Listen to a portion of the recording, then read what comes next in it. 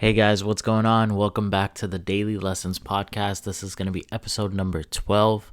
And today we're going to be talking about something that I learned from The Ego is the Enemy by Ryan Holiday. It's a pretty popular book if you haven't read it yet. I think it's a pretty good book as well. I would definitely recommend it, especially to anybody in the self-help or self-development niche. He talks a lot about stoicism. Ryan Holiday himself, you could probably check out his YouTube channel. He's pretty popular. But I want to read and focus on one sentence in particular that I read, and it kind of caught my attention. And he's quoting this other German writer, and his name was Goethe. At least his last name was. And you don't pronounce it the way that you spell it. Like, I'm pronouncing it right because I am, because I looked it up before I started recording this video. But his name is spelled Goethe, okay? And that's not the only distinct thing about him. You want to know what his full name actually is? His full name is Johann Wolfgang Goethe, and Wolfgang is spelled exactly how it actually sounds. I don't know how, but this man has Wolfgang as his middle name. I think that's freaking hilarious, to be honest with you. Now, the one quote that Ego is the Enemy, the book, it had of Goethe is, "The great failing is to see yourself as more than you are, and to value yourself as less than your true worth." Now, what did he mean by that, and what do I kind of perceive myself at, or how I can actually benefit from it, or how you can benefit from it? So, two things here, okay? So Goethe obviously talks about you see yourself as more than what you are, but you don't understand your true self, and you don't value yourself as much as what you actually are as well. Now, I personally, I do suffer from this a lot. Like, whenever I'm good at something and whenever somebody compliments me that I'm good at something, I kind of just brush it off. I was like, haha, like, you're just being nice. It's not something that I'm actually really good at.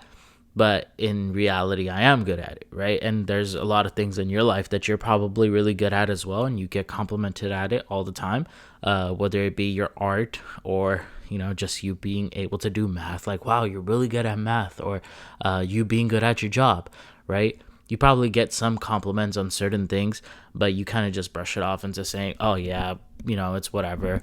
Yeah, I kind of just like picked up a few trucks here and there while I was growing up, but that's how you perceive it. Okay. And because of that, you don't realize your actual real self-worth, right? You don't realize your true worth like you should, because when you're good at something, you're good at it, right? You put in the time, you put in the effort, and you did all these things, and you made all the sacrifices necessary for you to actually become good at something. So you don't understand your true worth. And on the flip side of things, I personally feel like people live in their head so much that they hype themselves up to be some things that they're just not, right? We always envision ourselves to be a hero. In reality, we're probably not yet, right? And it is what it is, right? Like, I know a lot of people, they just think that they can become, the next LeBron James or the next Michael Jordan just based off of nothing, based off of them just being 6'8", right? Like, they have this mentality of like, oh, they have this ego of, oh, I can do this. I'm already better at you at this, right? And the perfect example that I can actually use about this is I picked up tennis and I picked up pickleball. Okay, so at tennis I picked up a few years ago, and pickleball I just picked up about last year. So I've been playing quite a bit, right? So I was just chatting with the boys, and one of my friends actually said that, oh, pickleball, tennis, it doesn't matter, I'm gonna beat you in it. I was like, okay, cool. Like, I know you've never played tennis or pickleball, but I know that you cannot beat me, but sure, I'm down to play. He's like, it's not even worth my time. And he kept on talking shit and whatnot, right? So to shut him up, I was like, all right, bet. Like, put money on it, put money where your mouth is, right? I was like, look, man, I'll pay your entire house mortgage if you can beat me even once in tennis, right? And I don't know where I would have gotten that money for his mortgage from, but I was trying to prove a point. And that conversation happened about a year ago, or not a year ago, I'm sorry, like probably like 6 months ago. That conversation happened about 6 months ago, and this man still has not played me in tennis. So if you're my boy and you're watching this, and I'm not going to name any names, but if you're watching this, you still owe me a tennis match. And you need to hand me an L, right?